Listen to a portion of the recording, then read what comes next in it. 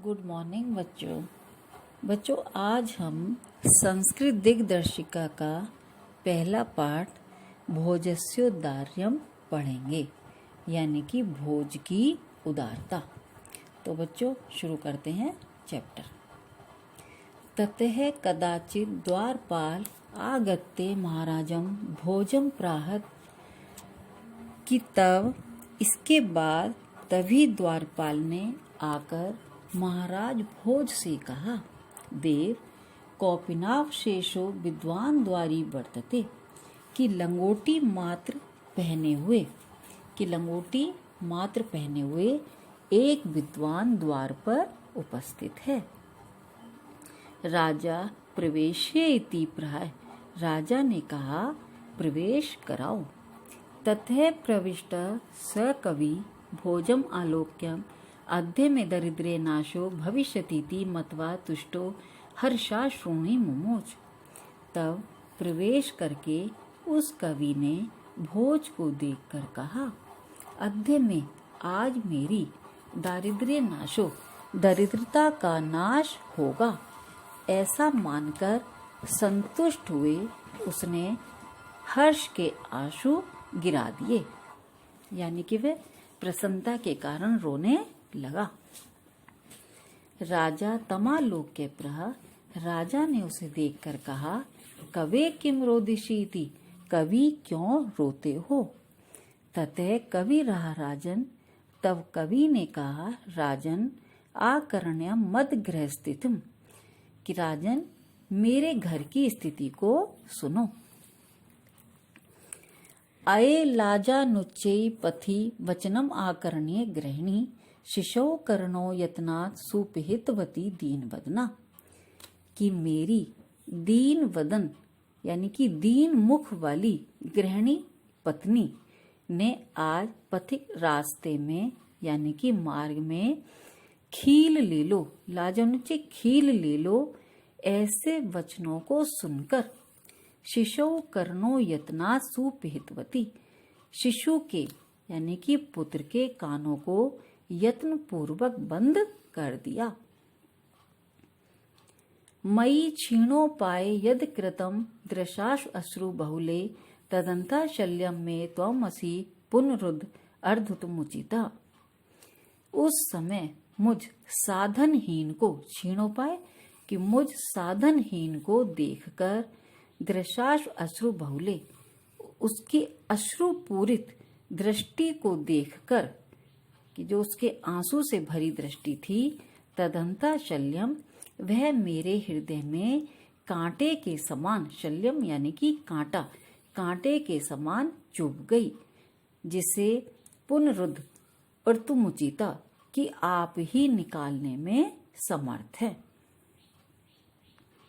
राजा शिव शिव इति उदीर्यन प्रत्यक्षरम लक्ष्यम दत्वा प्राह, राजा ने शिव शिव ऐसा कहते हुए प्रत्येक अक्षर पर लाख मुद्राएं देकर कहा, त्वरितम गच्छ गेहम त्वद गृहिणीम खिन्ना वर्तते, कि तुम जल्दी घर जाओ, तुम्हारी पत्नी दुखी है।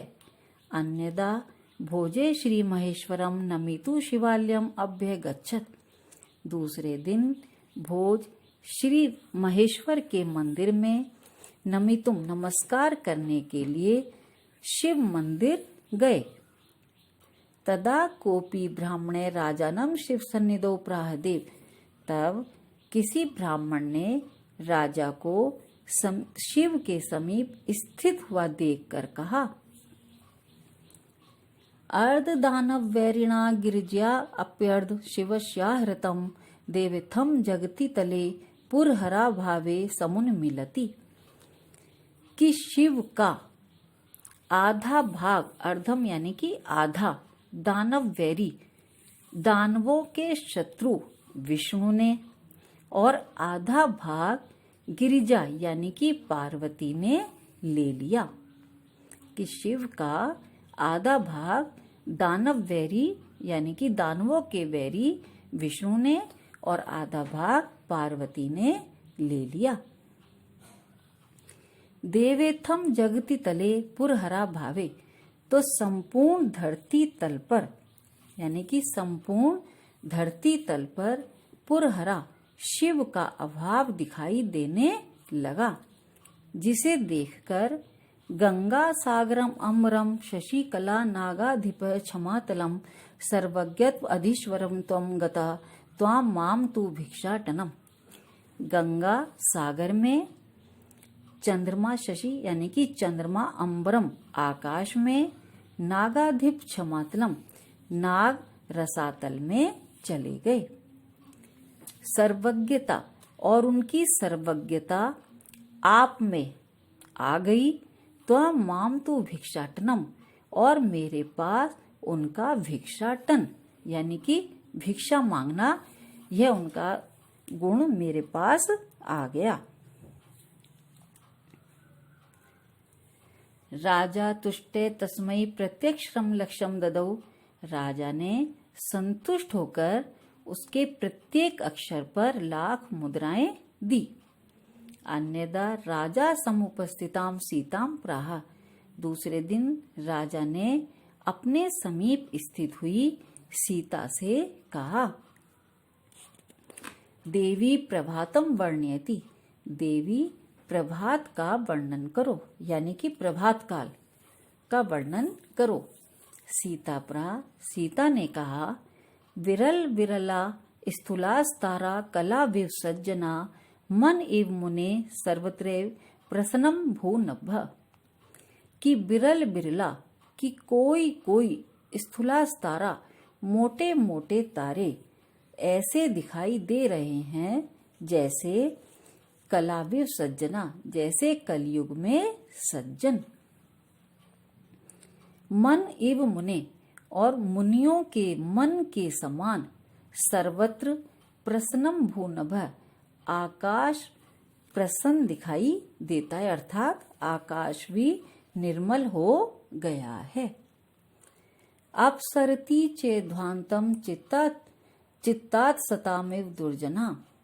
सतामेव, कि सज्जनों के चित्त से दुर्जन के समान ध्वांतम अंधकार अपसरति दूर हो रहा है। कि सज्जनों के चित्त से, यानी कि सज्जनों के हृदय से दुर्जन के समान अंधकार दूर हो रहा है। ब्रजति च निशाम क्षिप्रम लक्ष्मीर अनुद्यमिनामिव।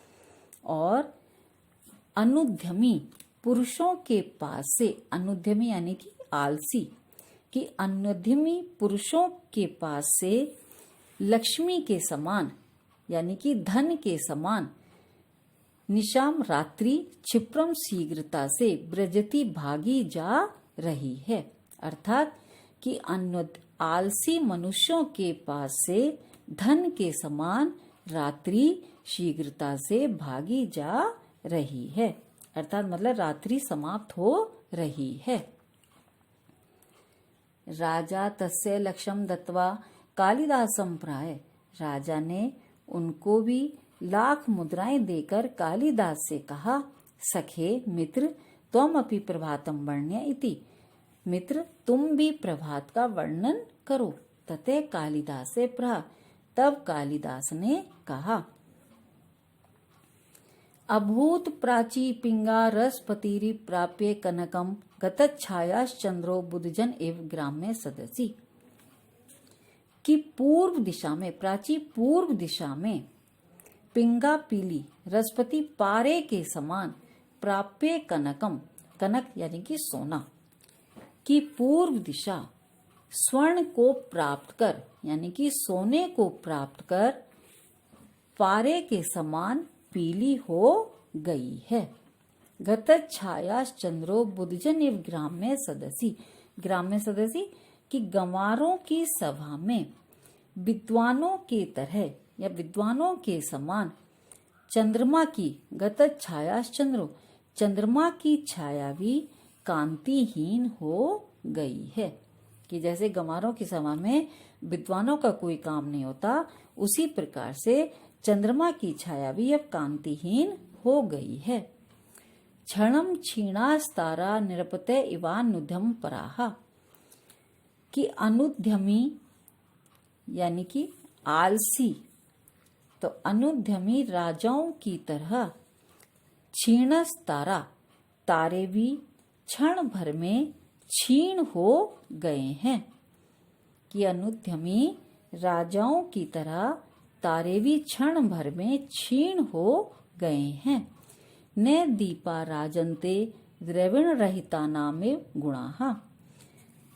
द्रविण रहिता नामेव कि धनहीनों के गुणों की तरह दीपा यानी कि दीपक भी नहीं चमकते हैं। यानी कि तारे भी अब समाप्त हो गए थे और दीपक ने यानी कि दियों ने भी चमकना बंद कर दिया था। राजाति तुष्ट तस्मै प्रत्यक्षरम लक्ष्यम ददौ। राजा ने संतुष्ट होकर उस पर भी उनको भी प्रत्येक अक्षर पर लाख मुद्राएं दी। तो बच्चों, मुझे उम्मीद है आपको समझ में आ गया होगा। आपको अगर कुछ